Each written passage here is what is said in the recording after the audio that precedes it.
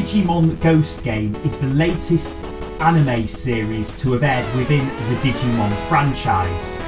It first aired on Fuji TV in Japan on the 3rd of October 2021, and on the same day outside of Japan it was available to view with Japanese audio but English language subtitles on anime streaming site Crunchyroll, making it available to viewers in the United States and the United Kingdom.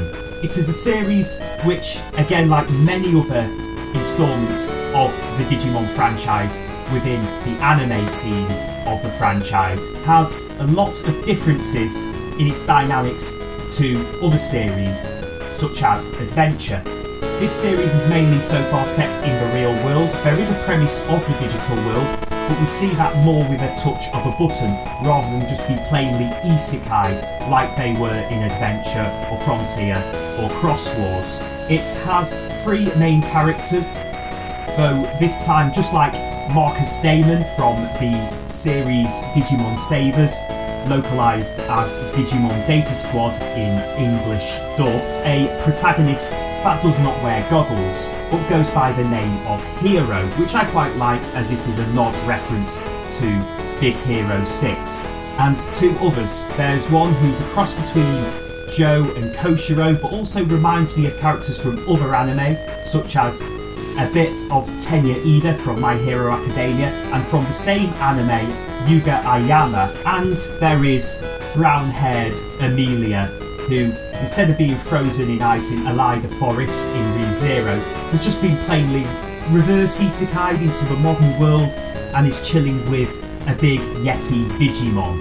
The main Digimon, the main dinosaur, is Gammamon, who for me looks a lot like a white version of Vmon, however has the characteristics of Gilmon. I'm pretty much a big fan of that.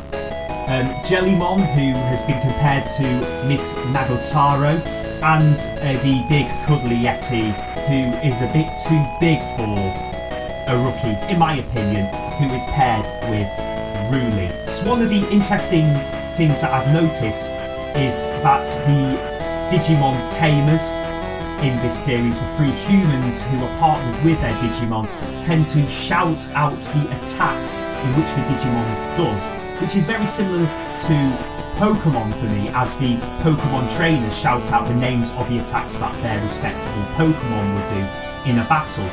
But the main feature of this series is the Vital Bracelet, which is basically the form of the Digivice in this series, as it is basically marketed around a successful Tamagotchi battle monster Fitbit watch, which has been out since spring this year in Japan and has had success in sales. And it has also influenced how the line of Digivolution works. For example, if you watched Adventure, it was Agumon, Greymon, Metal Greymon, War Greymon, but with this one we've got Gammamon, who can digivolve into Bethel Gammamon or Chaos Gammamon, which is very similar to how Pulsemon evolves whilst using the Vital Bracelet, in which the champion form of Pulsemon depends on what form of exercise you do, whether it be in weights training,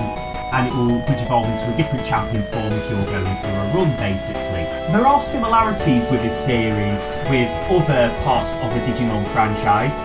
For me, this reminds me a lot of the sequel to Cross Wars, or Fusion, as it was known in English, which never actually got released outside of Japan, but is available on Crunchyroll with English subtitles, which was Young Hunters Who Leapt Through Time, as well as a lot of comparisons with the quite popular series Appmon, which wasn't actually with Digimon. For me, it also reminds me of one of, probably I would say, the best, and a game I really enjoyed playing a few years ago, which was the Digimon Cyber Sleuth video game on PlayStation.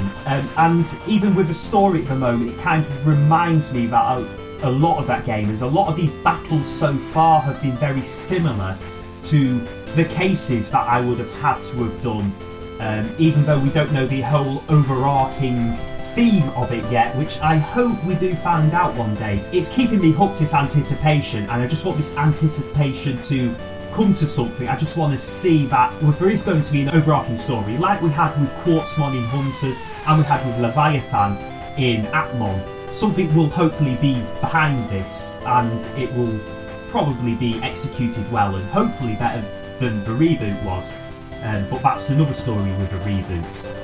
I'm recording this after I watched the latest episode, which was episode 7, all focused on birds which were being freed across the city, which actually led to a lot of pet shops being empty with nothing to sell, as well as Ruli's friend losing her pet bird.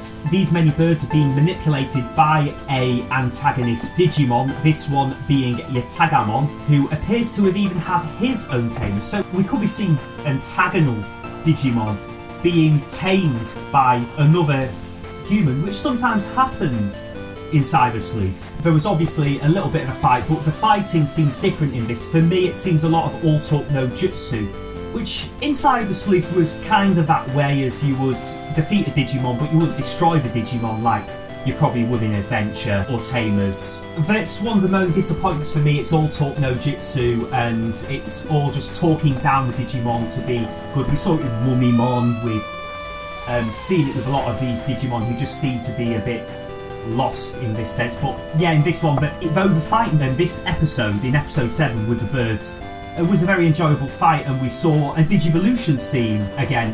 We have had a Digivolution scene, we haven't had the other two characters and their Digimon. We haven't seen Ruli's Digimon have a Digivolution scene, we haven't seen Kiyoshiro's Digimon, that's the guy who I've compared to Joe Koshiro, as well as those two characters from My Hero Academia.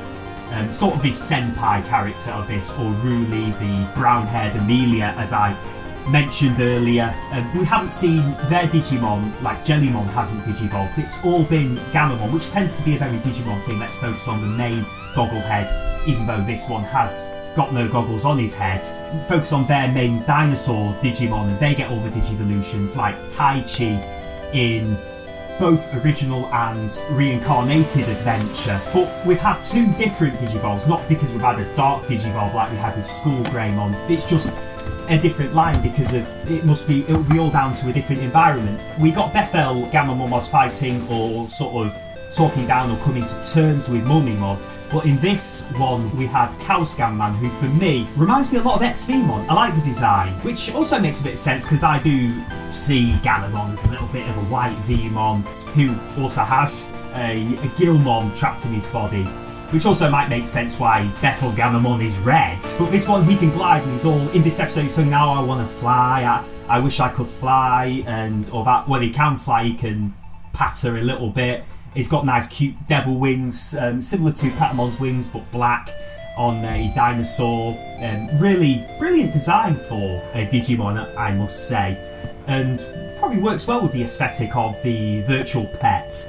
So we see him fight, and then at the end, the Yatagamon disappears and all that. One thing I noticed with all these battle scenes, with the touch of a button, if you touch when one of the Tamers touch their Deep Vital Bracelet, the Digivice in this series, they go into a digital field similar to the digital quartz or the digital fields in Cyber Sleuth. So that's where a lot of the battles do take place, and it's kind of a bit of a safety net for the three protagonists in this. To sum it up, I think a lot of the episodes are very singular and all that. There is a bit of an overriding theme, as like maybe this arc is like, let's make sure everyone's really good and all that, which some of the episodes have actually really good stories and they wrote really well and they're well executed. But I do like a little bit of plot in my Digimon or my anime. I like a bit of an arc going on, and that is what really made me really love the franchise and love the anime series when I was younger, and even to a later date, dipping in and out and returning to series. So I would like to have all this develop and have a meaning behind all this, but I'm impressed so far. At this point, I'm pretty impressed.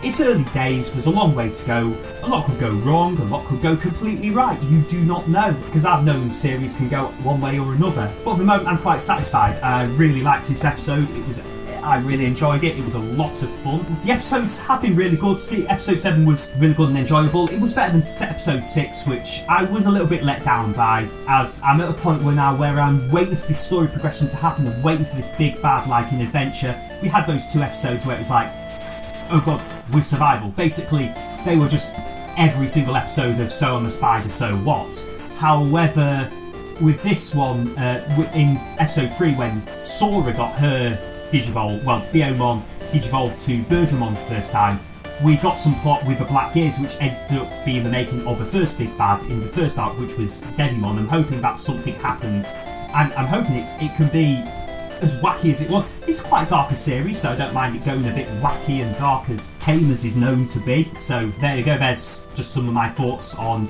the latest episode of Digimon and what I think so far, 7 episodes in, what I think of this kind of arc, these small installments as I'd like to say them. So I'm looking forward to watching more episodes of this. I'm excited for the next few episodes. I hope this becomes successful. I think it's got a bit of a recipe for success. I'm also overall hoping that this is so much better than Adventure 2020, which hasn't gone down so well for me, even if there was the odd bit of Easter eggs, but even parts of that which were appealing were not that appealing. It's a long story and it's something to talk about on another day really, so there we go. I am Tim Goodwin, over and out, take care and peace.